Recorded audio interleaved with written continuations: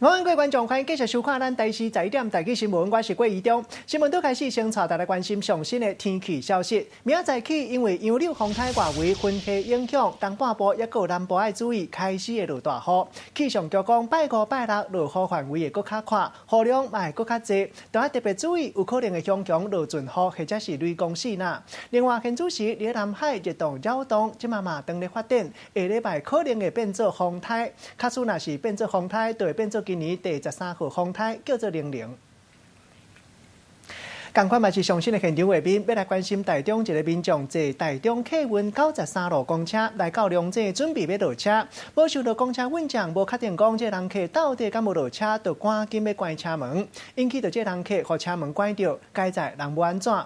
也毋过更加含的是讲，这人客找公车客运来理论，运将毋若无感觉家己毋对，也阁歹蹭蹭，民众听得到底，就人路见不平。详细情形连线互记者江定雄来传来了解，定雄。不要跟他讲，你有没有录起来啦？录起来了。号码拍起来啦！影片，搭车民众和公车司机在大马路上吵的是不可开交，民众指责司机有必要这么急、这么赶着下班吗？没想到司机竟还口出恶言回呛，民众竟气炸，表示要录下影片投诉。司机理直气壮要民众录影，没关系，再对着民众开骂。现在在骂谁？老板录影。不要跟他讲，录起来啦！录起来了。号码拍起来啦！不要跟他讲，你有没有录起来啦？民众听了公车司机这样骂，无可奈何，录下影片上网，引发网友一阵挞伐，认为公车司机的服务态度实在又过夸张。事发就在台中龙井的潭子较站，当时民众搭乘台中客运93路公车，就在到站以后准备下车时，公车司机就急着关车门，结果车门夹到乘客，还好人没受伤，也还好不是老人家，否则后果不堪设想。离谱的是，公车司机非但觉得自己没有错，甚至理直气壮地对着乘客飙骂，让民众听了简直傻眼。现在民众决定提供影片投诉，为自己讨公道。以上就是最新情形。上新的现场，赶紧来关心总统蔡英文公开行程。来选党主席，您觉得这合理吗？我们对明年的大选是有信心的哦。那我们也会跟中央党部哦，还有我们的所有的执政团队哦，我们是会共同来努力哦，让明年打出最好的成绩。最后3名王嘉文。你为什么对女生比较好？没有啊，王嘉文。我吗？总统，你认为郭台铭会成为你2020的对手？这个，我相信现在的很多的情势哦，都还在发展当中嘛，哈。那我们也持续的观察。那最重要的就是我们要以最好的我们的政绩，那我们对未来的愿景，好，还有最好的团队哦，来进行这一项选举。刚调政绩，但柯文哲好像对您之前讲的说，你的台湾价值展现在施政上面，他不是很满意，甚至啼笑皆非，那也质疑说年改啊这些的。但现在他自己的台湾价值其实也是好像备受质疑。好，台湾价值的核心啊，就是我们的主权、我们的安全，还有我们的民主自由生活的方式哦，我们要继续维持哈。那这些都是总统最基本的一个责任哈。那也是我每天都在做的事情嘛哈。那我相信哦，我们每一个人哦，尤其是民选的来自于人民的付托哦，就是希望。人民希望我们每一天都努力的工作，把工作做好哈。那不是选我们来做名嘴，也不是来斗嘴的了。总统想请教一下，购置驻纽约办事处，你有在脸书上说这个是记错了，不好意思，要不要再口头解释？对这一件事情哦，因为在那段时间确实有几个类似的计划在讨论哦，所以我的记忆确实有不正确的地方呢。那我也对尤院长感到非常不好意思。好，谢谢。好，另外这方面要继续来关心新北市有来这老爸昨日带6岁慢囝去南势溪掠鱼的时，后生熊煞失踪去。今日搜救人员早起时继续咧找详细情形，咱就连线记者林明勇来查来了解。明勇。好的，主播各位观众，新北市乌来简姓男童落水案件今天持续进行搜救，而今天呢，简爸爸也是带着家中的老母亲到搜救现场，希望能够传出好消息。简爸爸也带着儿子喜欢的衣服，还有他的喜欢喝的饮料、雪碧等等到现场，希望能够尽快找到男童的踪迹。先带你看一段稍早画面。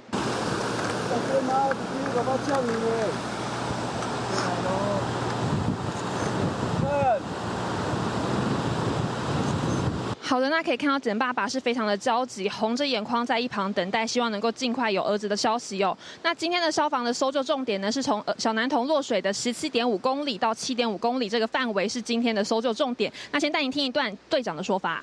我们会以案巡为主，然后在可以探得到的点或看得到的点，我们人员会去在漩涡那边去测看有没有办法找到任何的希望。今天消防呢也是出动了77名警役小要来搜索南势溪，那也会针对大石头底下的石缝来进行搜索，希望能够尽快找到男童。那以上就是记者在现场为您掌握到的最新状况，将时间交还给棚内。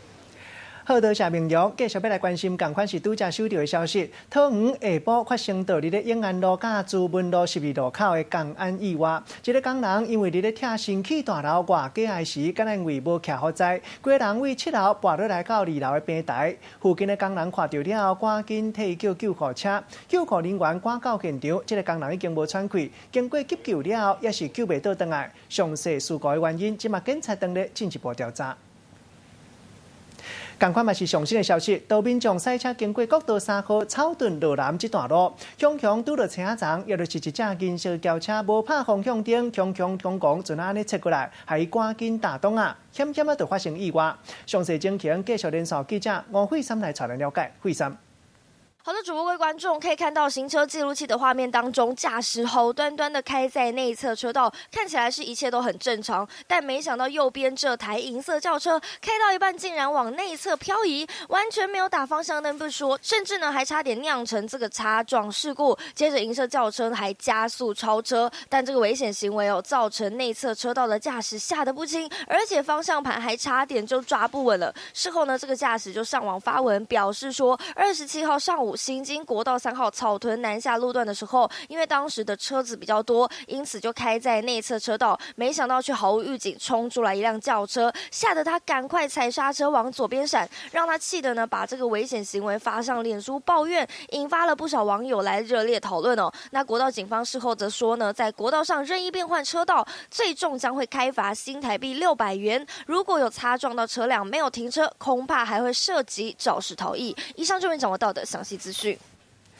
多谢慧珊，继续再来关心，家人有一个民众2年前发觉讲，因兜的天棚开始漏水，一个查查讲，规栋公寓在卡水塔拢是放伫咧因兜的厝尾顶，伊怀疑讲可能是隔壁查某厝边伫咧做厝尾顶防水工程的时有失角擦的所在，害因兜漏水，阵啊过去换院。详细情形继续要请记者陈英如来带来了解。英如。好，主播天花板降下小水柱，用水盘接还接不完，必须出动水桶。而住在里面的民众一边接水一边说这屋顶惨了，同时他也很气愤哦，因为他为了查看漏水的原因，一上到顶楼居然就发现整栋公寓的11个水塔竟然全部都聚集在他家楼上，他因此就怀疑屋顶从2年前开始漏水，是因为隔壁的女住户当时做了顶楼防水的工程，结果引起施工的瑕疵。带您来听一段当事者的访问。一开始它漏水这样子啦，真的水量大量的这样子下的时候，我真的觉得很困扰。那他答应我说要做处理，结果也没有。所以呢，我的诉求就是不漏水，把这些水塔平均放置到安全的所在。发生住户纠纷的是基隆市七堵区一间4楼的公寓，而住在这里的陈小姐她po网指控，2年前隔壁的女住户想要找她一起来做顶楼防水的工程，而她就觉得自己家没有漏水的情况，所以就婉拒了。没有想到对方开工后，除了把顶楼的水泥地给刨除，还直接拆掉公用的水塔，还跟每户收取16000元的费用哦。从此之后，她家就开始出现漏水，让她气得告上法院，怒批对方施工不当，但漏水还没有解决，屋况鉴定得先再垫个10万多元，让他直呼吃不消，只希望法院判决能够赶快有个结果。以上是目前的情况。多谢英如继续社会事要来关心，人咧讲紧行无好步，紧做无好头路，因为拼紧弄红灯，险险啊无命。新北市一个今年76岁妇人人，因为行路骹手较慢，经过新北市新庄中环新泰路口的时，敢若因为弄红灯，嘛无行入人行道，车嘛唔留意，车顶就向前冲。其中一个26岁姓吴的人骑奥多摆甲伊弄落，这个妇人人头、骹、手拢去切着伤，送去家护病房，即马还阁伫咧急救。几落台车停伫咧斑马线后面，等青红灯。这个时阵，一个乌巴桑想要过马路，但是等行无几步就变青灯。这个乌巴桑煞继续倒啊行，刷落来意外就发生当场互奥多摆来弄着，受伤倒一个涂骹。一个无穿鞋啊，正只骹倒咧涂骹，倒咧转弯去到位啊，涂骹啊。两台奥多摆停咧迄个人的边啊。车祸的意外就发生伫咧26号早起，新北市新庄中环新泰路口。当时，这个姓陈的乌巴桑无行斑马线，搁弄红灯，一大阵的车看起来嘛无要让的意思。26岁姓吴的人直直骑过来，就安尼甲伊弄掉。路口比较危险而已啊，车祸很多啊。邻居说这边道路设计不良。这个路口车真多，车流真大。敢若是要过马路，就要等2、3个青红灯，但是若是无按照规定行，就真容易来发生意外。重新回到事故现场，可以看到距离车祸地点不到20公尺的距离，就有一个行人穿越道，妇人呢却选择直接走大马路，疑似是不想要等红绿灯，贪快酿祸。以这个行人优先为原则啦，因为毕竟行人遭受撞击的时候，受伤的程度会比较严重。这个姓陈的乌巴桑已经76岁啊，这一弄造成伊头壳甲骹手拢有受伤，搁伫咧家护病房观察。警察提醒，要来过马路，千万都要遵守规定，莫贪一时的方便。记者综合报道。同款和坐火人安全有关系，高雄美岛区海尾里这个70岁儿子送家己一个人带，厝尾顶因为小连线落大雨，拢歹了。伊趁真好天的时，赶紧家己要修理，无想到讲因为厝压落去，撼到伊的头，流血流滴。因为厝内无牵电话，伊赶紧家己驶车去派出所喊救命，该在警察赶紧替伊处理。这个轿车伫派出所头前熄火，煞一直拢无人落车，警察感觉怪怪，就过去关心。你车禁开，我叫救护车帮你送病院。除了流血，还有倒位无爽快？啊，头开的讲。头开的讲，来，倒啊，来，说去。老阿伯皮皮喘，头甲手拢有血，警察看到，随甲伊斗3工。我帮你叫救护车。我真头出去。讲家己头开的讲，想要吐，人无爽快，警察听到就随敲电话叫救护车。原来伊是为着要修理厝尾顶无细腻互砖啊结着头壳。顶悬的一块，我甲卡一卡，要靠病，才弄落来。啊，恁厝内有人无？无。厝内底无人啊？无人。啊，你是家己一个人住吗？系啊。这个住伫高雄美岛海尾里的70岁老阿伯，因为进前落大雨，厝尾顶海起，伊想讲趁这几工天气较好，就赶紧去咧修理，想袂到砖啊落落来结着家己，因为厝内无电话，老阿伯干会当家己驶车去派出所找警察斗3工。一名老翁在车上，整个脸、头部都是流血。那立即反应，就把他先背到派出所。该老翁是独居老人，所以他自行开车到派出所来做求救。我们当下，我们同仁就立即通知救护车，紧急把他送到去义大医院去救治。尾仔老阿伯送送去义大病院治疗。好佳在这个警察发现无对人，就随过去改斗3工，才无发生悲剧。记者综合报道。人讲公听无人扫，也毋过这个所在明明是别人的徛家粪扫煞撒咧乌白道。这是南投这间餐厅伫咧门口口踩一卡喷桶，最近发觉讲边仔定定互人撒咧乌白蛋粪扫，规个太高烂路。一寡无人饲的猫仔狗仔嘛撒咧乌白家，调监视器才知影讲原来有人足无公德心乌白蛋粪扫。店头家已经挡袂住啊，赶紧公布监视器画面，叫人千万唔通安尼做。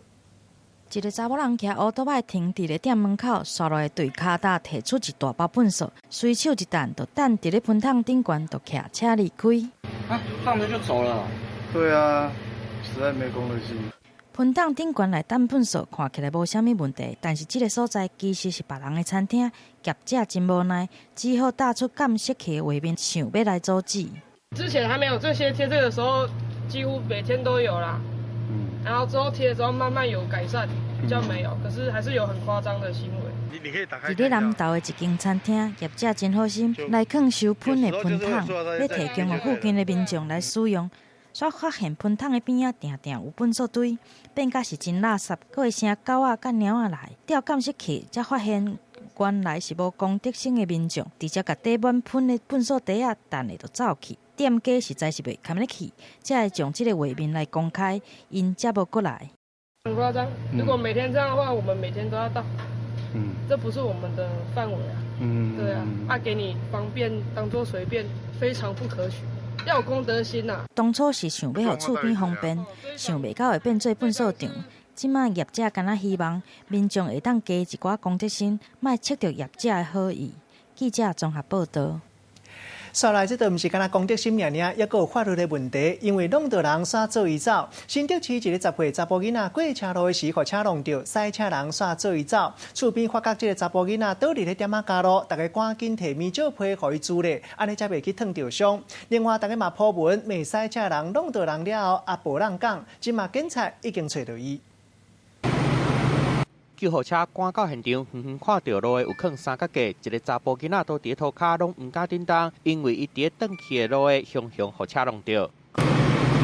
警消赶紧甲伊扛起咧烫家顶的，才发现有好心的民众摕面罩皮住伫咧查甫囡仔的下骹，就惊囡仔伫咧烧烫烫的路顶的倒伤久会烫着伤，迄个甲伊弄着的驾驶已经找机会选去啊。就看到他倒在这边，我们赶快拿棉被跟他弄着。那沈仲学生说他有看到一个红色车子撞了，好像车上性骨折呢。26号下晡5点外，10岁查甫囡仔甲朋友出去耍，准备要回去厝的，行到新竹市的高峰路，想要闪过停伫路边的车，就行去路的，想袂到一台轿车弄过来，甲弄掉了后，佮走去。10岁的小男童，然后他的左脚的小腿肚的地方有一个大约10元硬币的一个伤口，然后有那血冒出来。查甫囡仔肚骹有一个10块才大空喙，骨头嘛断去，目前带医观察。现场看到的民众就唔甘的，气甲袂讲，家囡仔拢甲安尼佮走去，良心敢会得过？警方接到报案了后，调看监视器，将握到车牌，车主嘛已经到案说明，交代车祸经过。记者综合报道。同款嘛是跟囡仔安全有关系，来看到咱台视新闻的独家报道。都时段投诉讲，伫咧新北市树林运动中心，囡仔伫咧爬游乐设备，规个防护网拢已经破去，哩哩啦啦，乌鲁木齐看起来有够危险。运动中心的人是讲，已经派人来巡逻，网仔破去的部分嘛已经补起来，时段也是袂放心。佚佗的所在，囡仔人爬顶爬的算甲真欢喜，但是煞互民众发现，哪有囡仔爬去咧顶悬的防护网。详细看，穿黄衫的这个查甫囡仔伫咧网仔顶，骹佫吊挂伫咧外口，这个网仔敢若着伫要袂动咧伊的重量。另外，佫有2个查某囡仔伫下骹，翻落一个无细哩，就会落落来。另外一边嘛有一个查某囡仔，规人倒伫咧网仔顶，边仔的网仔早就已经破去。这看伫咧家长的眼内，真正是真危险。2个爬那个网子，从网子钻到另外一边，可是那个洞都已经是被破坏了。有家长顶礼拜带3岁查某囝来新北市树林的运动中心佚佗，但是看到有囡仔人一直咧爬网仔，若是跋倒受伤，是谁要负责？而且这网仔拢已经破去啊！很怕那个网子掉下来，就直接打到上面的小朋友。实际来到运动中心看，破去防护网已经暂时用塑带固定。虽然边仔嘛是有搭禁止来爬，才会过失，但敢若拢无效。运动中心的人嘛真无奈，只会当较接来巡。快速的方式，先用束带去补齐这一个漏洞的部分，让小朋友不会攀爬上去。张贴一些不要攀爬，其他就只能靠人员定期过来做巡检。虽然会固定来巡，但若是家长甲工作人员一个无注意，造成意外，是谁要来负责？记者综合报道。差不多才收到上新的画面，要来看到高雄市市长韩国瑜杀爱情摩天轮。高雄市市政府嘛按算讲30号伫要召开说明会，不过即马有消息传讲，厂商介意高雄港4块以下的土地烦恼中央未通过。下早行政院副院长陈其迈有上新的回应。就高雄推动观光也好，或者是产业的各方面的一些努力，我们中央都会尽力来配合啦。好，但是我也希望说，这个韩市长能够好好的把他对高雄的一个愿景，好啊，能够把它做一个盘点，好，那总不能说你想到什么做什么，然后现在要做什么的时候啊，市长又不在，市长又要离开，那这个到底政策后续的推动到底是如何来做推动？好，那万一这个韩市长选上总统之后，那这个摩天轮到底是谁管呢？好，或者是说在后续的一些市政的推动如何推动呢？好，所以我想这个我还是再三强调，对于高雄的任何观光或者产业的一个推动，这个都我们中央都会全力的来配合，那共同来协调，看这个假如高雄对于任何对促进经济发展比较这个市长这个有什么想法，都可以沟通的管道都非常的畅通，还是要再多管齐下啦。好，那不管是在法规啊，或者是在警力的部署，或者是在学校啊、社区，都必须动起来了哈。我比较难理解说，那舞蹈团、合唱团，好，或者是其他的表演团体，或者是相声，这个有什么不可以呢？好，那所以也许韩市长有想到一些新的点子，好，这个也说不定了，好，但是，我想反毒它必须不管是在预算上，好，那必须给予支持，好，在警力的配置，好，或者是在社区的一些动员都要投资经费啦。我想农舍的问题。法规好，这个就依法行政嘛，好，这个看他书院的内容到底是什么嘛，好。但是我想这个不是只有法令的问题啦，哈，这个还有观感的问题啦，好，那毕竟假如有这些大规模的违建，好，对于一个要参选总统的候选人，好，我想这个恐怕必须接受社会的一些检验。郭台铭要和宋楚瑜联手，你怎么看？啊？郭台铭要和宋楚瑜联手了，怎么看？发生了以后再看啊。李嘉芬昨天接受周刊专访是说，如果让他重新选择的话，会对韩市长的从政之路 say no， 你怎么看？哎呦，这个都已经年纪一大把了，他30几岁就从政了，他也嫁给他那么久了，夫妻的感情也非常好嘛，对不对？那假如他夫妻的事情，他们这个讨论就好了啊，对不对？啊，都已经国民党提名，难道他的意思是说国民党这个或者是韩市长不准备参选总统了吗？要不然讲这种话，觉得，我觉得没有必要这个讲这些话对韩市长的选情也没有帮助啊，对，不晓得他要表达什么意思。我是觉得他农舍的问题先处理好，可能比较重要了，对他来讲会比较重要。好，咱拄则听到就是陈其迈上新的讲法。另外，这方面要来关心民进党即马正在进行区域立委的提名作业。不过，即马就有一份网络媒体报道讲，党的秘书长罗文嘉建议原住民做事务部的主任詹志祥，过去捌发表过这个对中国大陆较亲切的言论。针对这件代志，民进党的主席窦英泰下午特别开记者会，嘛带这个主任来背会。即马咱做伙来听窦英泰上新的说明。第一个，曾志祥这个名字，当初是我交给罗秘书长的。我交给罗秘书长，请他去征询的时候，他对现在的曾主任，当时他是完全不了解、不认识的。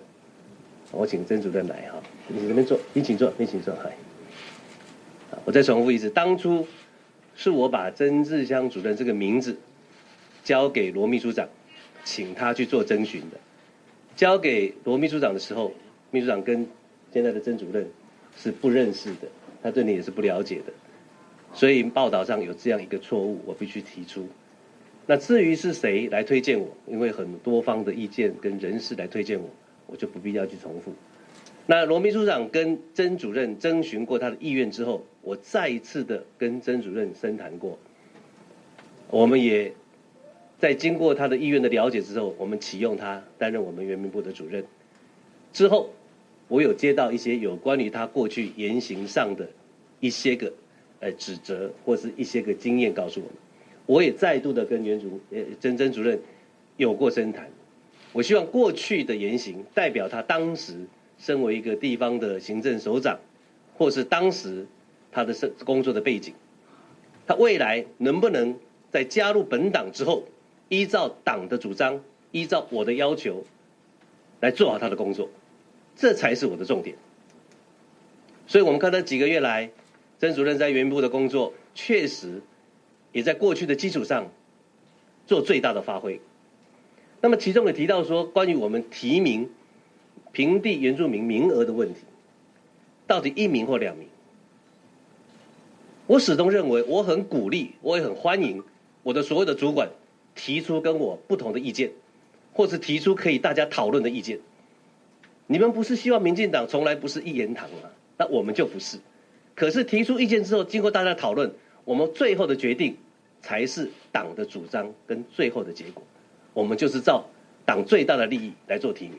所以这个过程，谁提出任何的意见，我都欢迎，都是一个合理的、理性的讨论，这个都没有意见。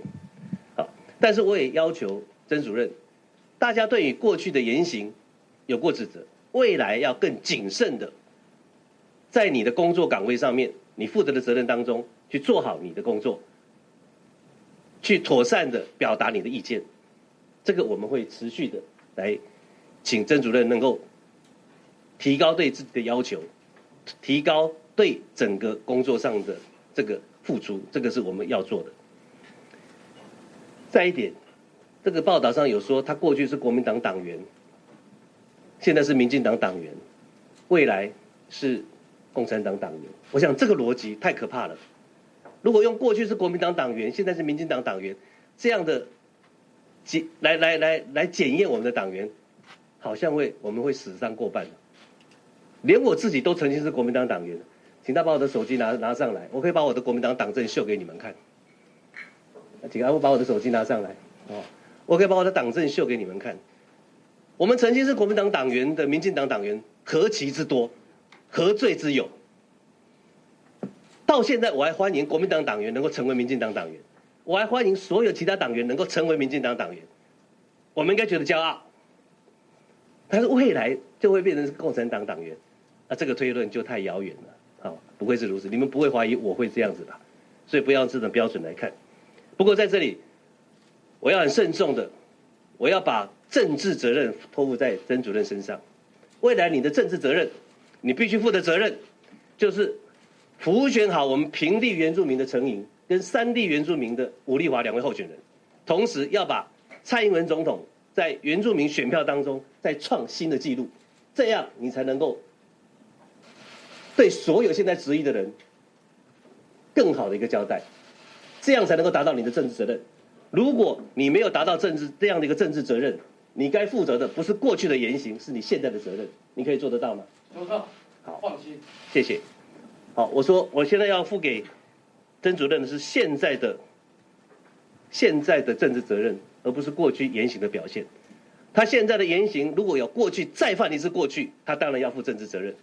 但是他如果能够把平地原住民跟山地原住民的2席立委创造出好的成绩，蔡英文总统连任的这个原住民选票创造出好的成绩，他就达到我们对他的要求。我会严厉的来要求跟他一起合作，这就是我的国民党党证。我从来不以为意，我一直带在身上，在我手机的资料里面。这不是一件丢脸的事情，而且这个时间是民国66年4月6号，我还是高中生的时候，那时候的党国时代，谁不是国民党党员？这不足为奇，现在看起来有点可笑。那时候高中生大概5岁都会抓去被导师要求入党，我就是那个时代。可是我是一手交出学生证，毕业的那一天，一手拿到党证。再来我就没有去办理党籍的迁入，所以这个党证我一直保留到现在，也一直在我的资料里面，不是今天特别秀出来的。这不足为奇。我还是欢迎更多的国民党党员加入本党，其他的政党的党员同志，如果对民进党有足够的信心，也请你加入本党，我们一起为台湾的未来来努力。好，请坐。好，咱拄则听到就是民进党主席杜英泰上新的讲法。小连续插播上新的消息，先来看到桃园中立区伫咧下早8点钟，伫中北路的二段所在发生一件危险的车祸，来看到规台车拢到电火条，这支电火条准啊踩伫咧车路，民众头一个时间赶紧斗相共指挥交通，就是惊讲有人无注意，搁再甲伊挤落。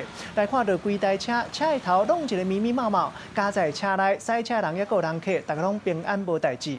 警察头一个时间到现场了解，赛车人无啉烧酒的情形，敢若是伫咧转弯的时，因为伤过紧要超车，也毋过车速伤过紧，引起规台车掠袂调，才去弄到头前车。同款嘛是上新的消息，来看到惊倒杀害铁路警察一个姓郑查甫人，已经互检察官以杀人罪来起诉。这件代志发生伫咧新历的7月初，因为代替偷走票的纠纷，铁路警察李成汉因为为了要保护人客，不幸就安尼无命。家己地检署经过调查了后，认为杀人的姓郑查甫人，伊有视觉失调的情形，也毋过头壳也阁真清楚，决定用这个妨害公务、杀人罪罪嫌，甲伊提起公诉。同款嘛是上新的消息，要来关心，这是台北市市长郭文哲最近和媒体集团董事长蔡衍明两个人的当讲是田无沟水无流。即马台北市政管团局局长简义案，伊发表消息，伊讲过去郭文哲和蔡衍明两个人上少见面超过9届。针对这件代志，郭文哲有上新的回应。那等于燕说，你跟蔡衍明的会面只有第一次是他奉命带你去的，那他质疑你后面9次跟蔡衍明见面的必要性是什么？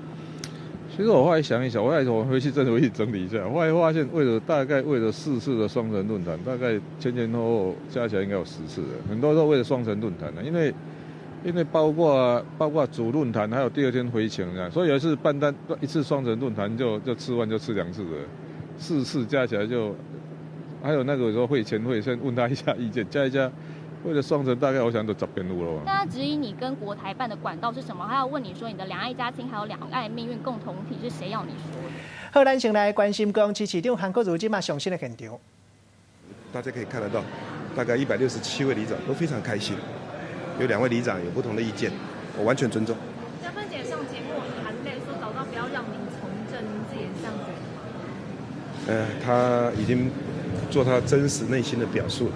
好不好？好，来。这个建筑的冠名权这个部分，我们是因为高雄市政府财政非常的困难，所以有一些建筑物、有一些道路、有一些景点，我们考量冠名权。但是冠名权如果张飞打岳飞，这条饮料的路到了那一条泡面的路等等，这个建筑物如果说会腐烂的话，或者说会一些滑稽啊、失控的状态之下。我们就要考量，我们还会进一步来深入的研究，既能解决高雄市政府困难的财政，又能够让企业界也有一种分享的感觉，那市民朋友不会排斥。我想这几个点我们都要思考，所以冠名权在很多先进发达的城市都有，高雄市政府要做到什么程度，让广大的高雄市民能够接受，同时对财政收入有帮助，我想我们要再仔细来思考一下，好不好？好，谢谢。打给他是要跟连战祝寿吗？还是说是感谢他居中协力？就是祝寿，因为我人在高雄，跟连前主席祝寿一下，没有别的意思，好不好？谢谢大家，谢谢啦。郭董确定要参选。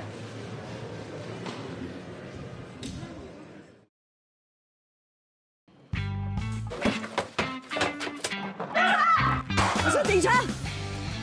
真是一群白痴！不要再联络了，那2个鬼，你还跟他联络干嘛？我可以等，观众可以等吗？拿了那么多钱，你干嘛还这么辛苦卖鸡饭呢？闭嘴呀，八婆！都50多岁了，我拿什么还给你？我对不起。8月30日起，每周5晚间10点还是频道，那边怎样，我这边 OK。感谢大成宝金冠名播出。他好像不想要跟我一起有个家。班长你在干嘛？没有干嘛？你是不是要写朵拉的名字？他们2个都对你很好啊，而且你也在烦恼要选哪一个，不是吗？我其实每周1至周5晚间8点，《女兵日记》女力报道。感谢惊喜倒立机冠名播出。每组2次机会，需用单手抓住从管子内掉下来的鸡蛋。预备，3、2、1，放！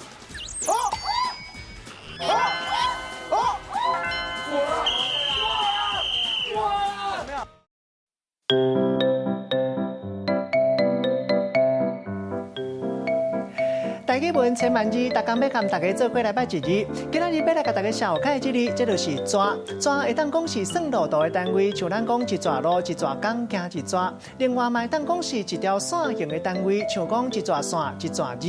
带大家做过来小解两个词。头一个就是单抓，也就是高抓，敢若一抓去，啊若无就是敢若一抓来。第二个词就是绕空抓，会当讲是白走一抓，嘛有空车走一抓的意思。咱用一句话来记咧，甲这两个词合做过。譬如讲，这班车是买班车，敢若单抓去尔尔，落尾稳将对绕空抓，转来到总站，无搁再转来遮，你就要知影。今仔日小解这一字抓提供予大家参考。好，咱继续要来关心，这是上新的现场画面。李家军伫咧高溪乡的农舍，互人检举是违建。高溪乡乡公所已经发公文，限期1个月内一定要改善，或者是补照。县政府也未收到改善的内容，或者是补照的说明书。顶礼拜收到李家军的诉愿书，伊现主席嘛出现来讲上新的说明。就是真金白银花钱买的哈，是一点一滴存钱花钱买的。那从我先生在开始竞选高雄市长，我们这个农舍就很少使用了，一直到选完，我们在那边的使用率是非常的低。那也因为开始没有什么使用，就有几位朋友就透过人就是想要来买这个农舍。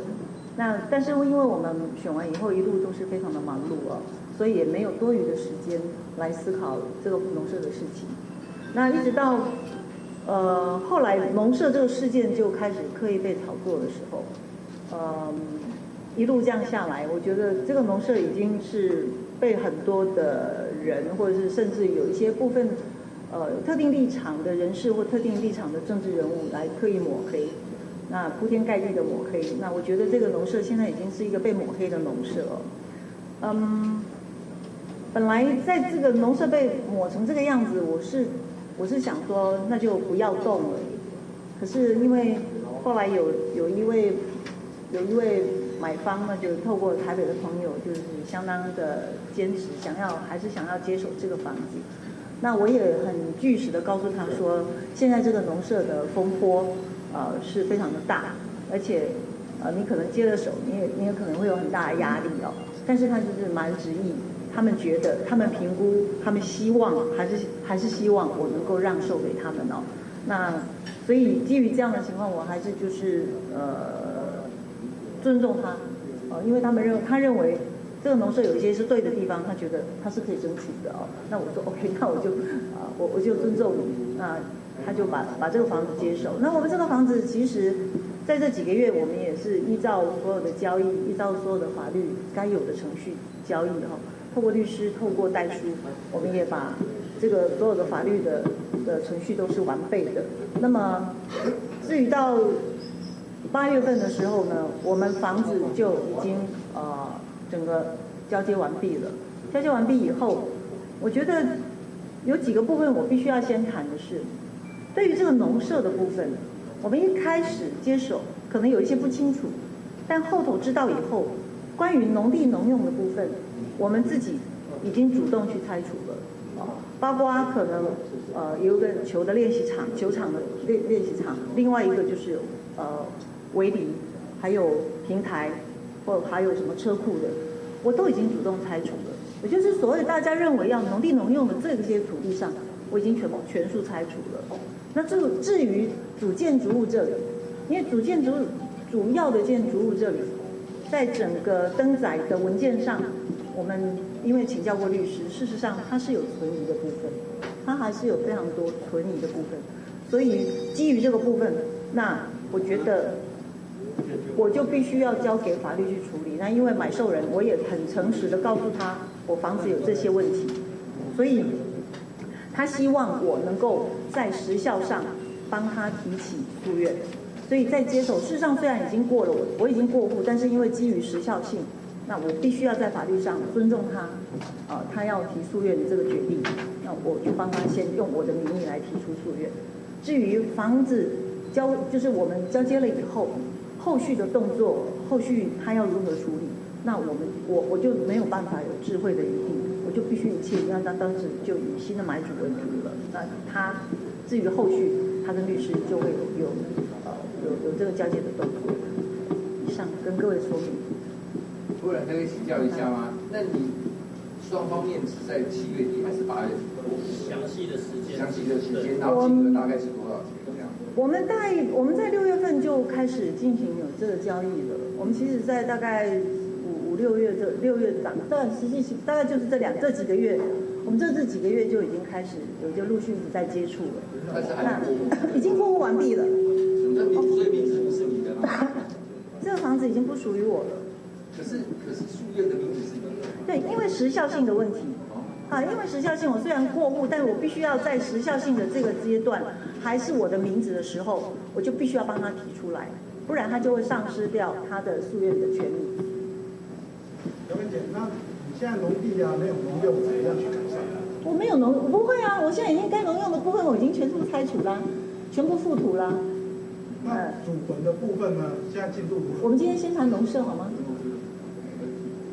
那交易金额大概是多少？你可以写吗？我觉得买卖这个房子，我已经不是赚钱的问题。事实上，这个房子对我来讲，它其实就是我孩子成长记忆的地方。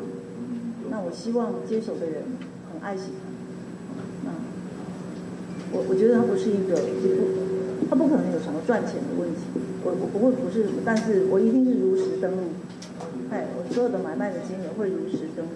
所以跟当初买的金额差不多，对不对？会比较低。还比较低，那就是给啊。这种房子谁敢接？副总，那现在外界质疑说，现在是提起诉愿啊，是因为可能诉愿结果出来也是总统大选，有人在质疑说是不是拖延战术？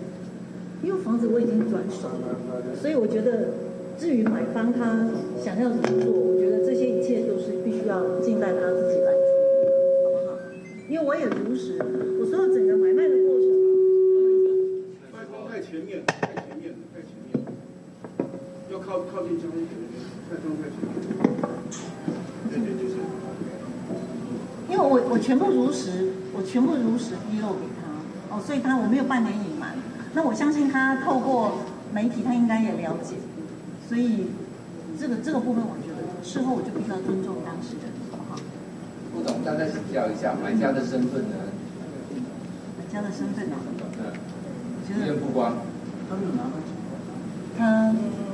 我觉得他登载了以后，应该都有很多的资料也是会。是我们应听人吗？在地人。这边有来回答。我们就是买受人的委托，那这部分我们没有收到买受人的授权。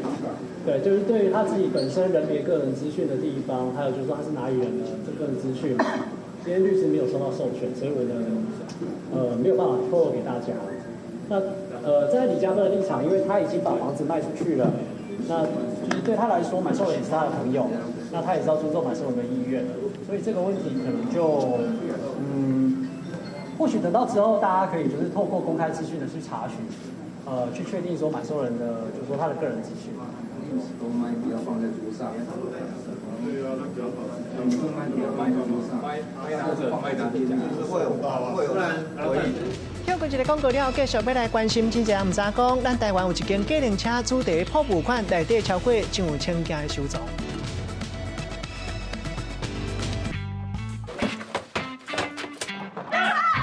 你是警察？你真是一群白痴！不要再联络了，那两个鬼，你还跟他联络干嘛？我可以等，观众可以等吗？拿了那么多钱，你干嘛还这么辛苦卖鸡饭呢？闭嘴呀，八婆！这50多岁了，我拿什么怀别人？对不起。8月30日起，每周五晚间10点，台视频道，那边怎样，我这边 OK。感谢大成宝金冠名播出。他好像不想要跟我一起有个家。班长，你在干嘛？没有干嘛？你是不是要写朵拉的名字？他们两个都对你很好啊，而且你也在烦恼要选哪一个，不是吗？我其实每周一至周五晚间8点，《女兵日记》女力报道。感谢惊喜倒立机冠名播出。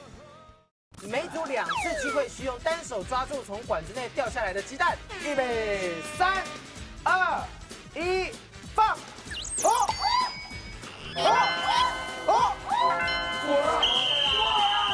哇！有没有？而且没破，而且没破。你是不是？我不知道，我就是抓得过来。你有点心虚，你看到吗？精疲力尽。你这样没有给我抓到第一个动作。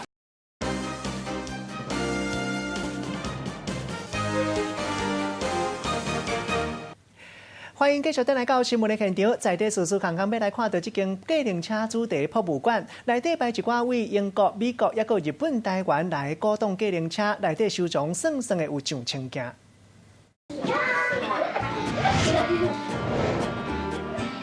放伫盘顶的西，毋是好食的寿司，是一台一台七套米的车。斟酌啊看，这全部拢是无同国家的客人车的模型。越头过看黄色的客人车，就停伫边啊，特别的造型加上黑色、白色的假花草。这台就是美国纽约的 Yellow Cab。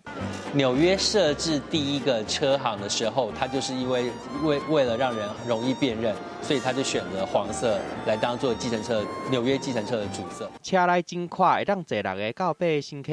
这台1972年的 Checker Marathon 是纽约顶世纪客人车主要的车型。1982年停产了后，今麦已经是一台稀罕佮珍贵的古董车。这个以前都是手转动的门，那是电动门，这个像火车一样。它是这么开的。风马车来做的车身和车窗嘛要用手来拖。1967年的英国奥斯汀老爷车，今年已经52岁啊。规台车真有古早的风格，是李这成收藏的古董车内底唯一一台有营业过的车。还有这台1962年的日本青鸟，为昭和时代就开始走，即马时速上紧，佫会当驶到60公里，佫真有力。过去李这成的车订互朋友叫做这成车，啊，伊甲客人车缘分嘛为这开始。为2000年开始收藏相关的文物，19年来拢总开正千万，到即马已经收集超过1000件客人车的产品。我收模型车也超过20年了，也收了一些，可是它的模型车的计程车的模型车是几乎是很多都是我没看过的，因为我们知道。这个是又耗人力又耗财力，我们也看他为了成就这个博物馆，他也把自己的房子卖掉了，把自己的存款花掉了。为开始的时阵替伊烦恼，到尾啊，朋友嘛，互伊坚持唔放弃，感动着，佮主动改斗3工去世界各地找文物，希望陪伊完成梦想。居然被我看到，他没有的就是这个小车模型上面有计程车。然后就把他找到，他也很开心，我也很开心。那就一起收藏，一起找到一个东西的那种感觉，真的是很棒。因为李这成坚持唔放弃，总算完成伊的梦想。唔来当看到为全世界收集来客人车，佮有囡仔上介意的模型 DIY。因为我们家小朋友都喜欢车啊，就出来看看。以前到现在的车子真的变很多。我觉得台湾现在真的气氛上不缺吵架骂人的人。那我觉得，如果有一个人能做一些事让别人快乐，是一个幸福的事情。而且我觉得台湾现在显然很需要这样的事情，所以我就做了。那我希望接下来能好好活下去就对了。共正千万来改造宜兰这间1500平的工厂，把宝贵的收藏提出来展览，就是希望会当把上海民众生活的客人车文化留落来。记者综合报道。是警察！你真是一群白痴！不要再联络了，那2个鬼，你还跟他联络干嘛？我可以等，观众可以等吗？拿了那么多钱，你干嘛还这么辛苦卖鸡饭呢？闭嘴呀，八婆！这50多岁了，我拿什么怀别人走？对不起。8月30日起，每周五晚间10点还是频道，那边怎样，我这边 OK。感谢大成宝金冠名播出。他好像不想要跟我一起有个家。班长你在干嘛？没有干嘛？你是不是要写朵拉的名字？他们2个都对你很好啊，而且你也在烦恼要选哪一个，不是吗？我其实每周一至周五晚间8点，《女兵日记》女力报道。感谢惊喜倒立机冠名播出。每组2次机会，需用单手抓住从管子内掉下来的鸡蛋。预备，3、2、1，放！哇！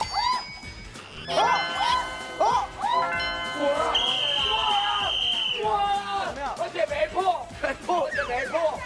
你是不是？我不知道，我就是抓得过来。是不是有点心虚？你看到吗？精疲力尽。你知道那时候抓到第一个动作是什么吗？周六晚间8点，综艺三国志。感谢福尔血糖机冠名播出。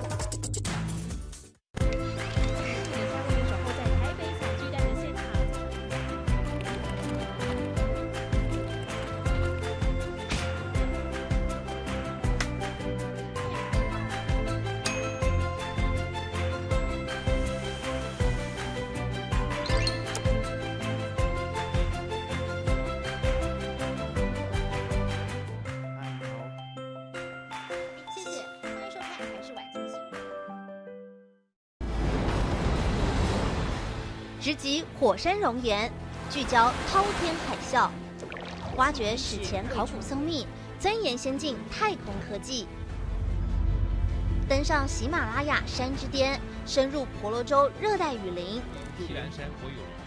我们关怀脚下这片土地，也心系身处的蓝色行星。6年2190个日子里，踏遍3大洲7大国，飞越45069公里。探访台日7座博物馆，透过科技让标本活起来。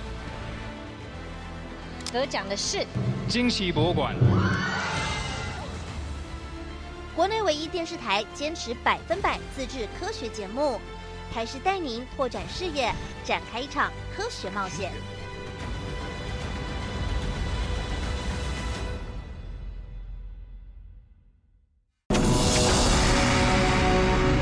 就伊名叫听音的大夫，百姓拢称呼伊听神医。听神医，较水以后若有啥物困难，你一定爱找我是义不容辞呀。咱不下。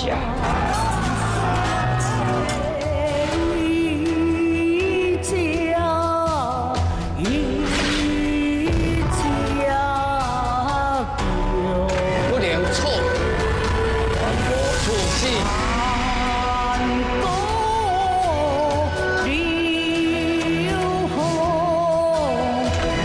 小心，宝贝包住掉水果林嘛！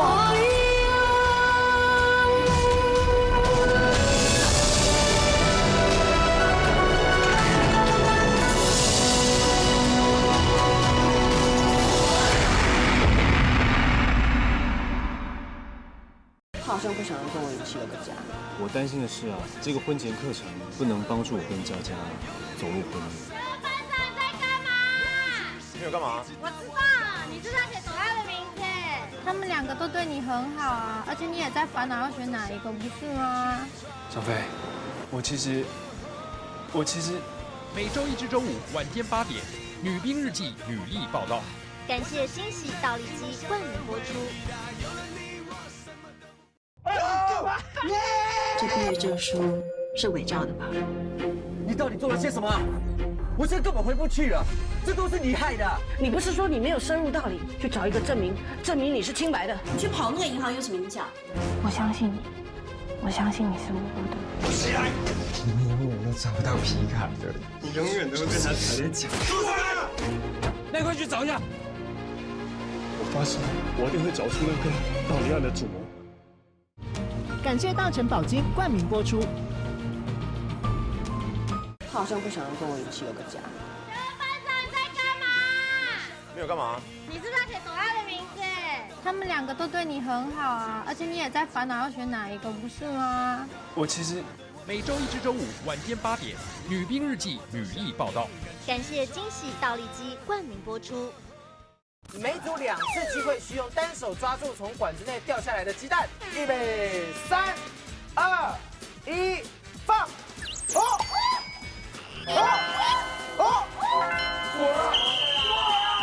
哇！有没有？而且没破，而且没破。你是我不知道，我就是抓就对了。是不是有点心虚？你看到吗？据理力争。你知道没有被我抓到第一个动作是什么吗？周六晚间8点，综艺三国志。感谢福尔血糖机冠名播出。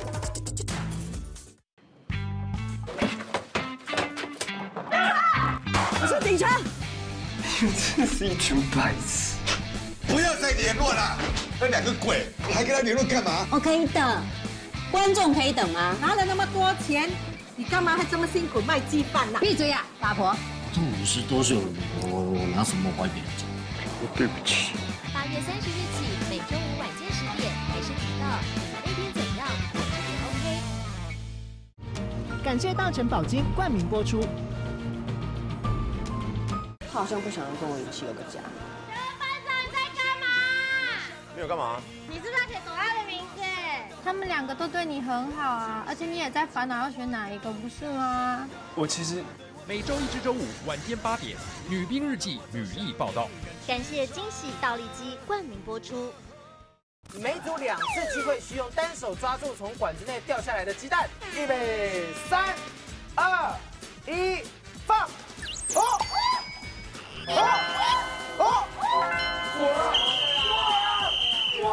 有没有？而且没破，而且没破。你是我不知道，我就是抓就对了。是不是有点心虚？你看到吗？据理力争。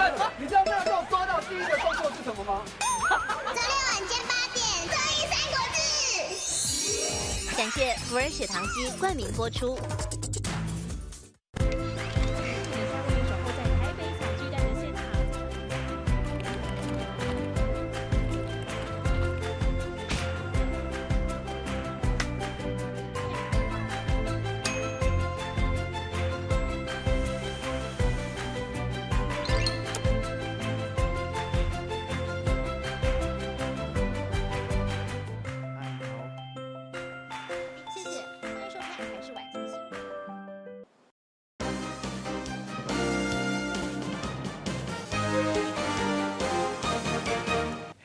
好久伫网底看戏看人底，新闻上要来关心，这是款西班牙自由车的比赛第4段的路途，拢总有170公里长，其中有真侪爬行路段。27号比赛这一天，也阁常常拄到落大雨，嘛考验选手的功夫。新闻上要带大家做伙来关心，感谢你的收看，我是郭怡中，祝大家平安健康。小大家继续收看咱台视中道新闻。